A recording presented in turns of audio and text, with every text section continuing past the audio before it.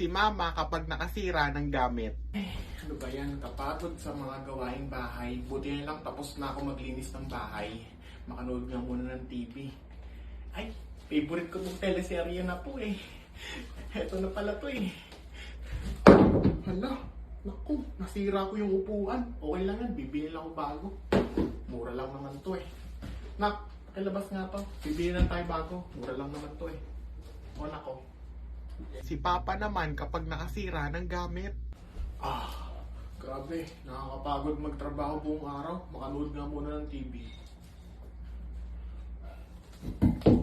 Hala, nasira ko yung upuan. Naku, pwede pa yan.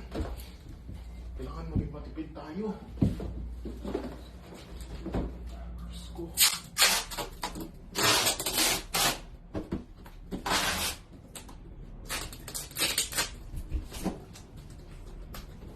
Ako, sayang to.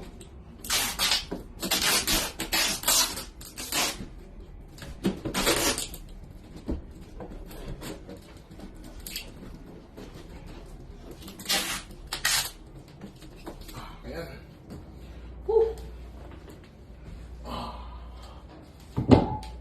Ayan. Kailangan maging matipid tayo. Bawal gastos ng gastos.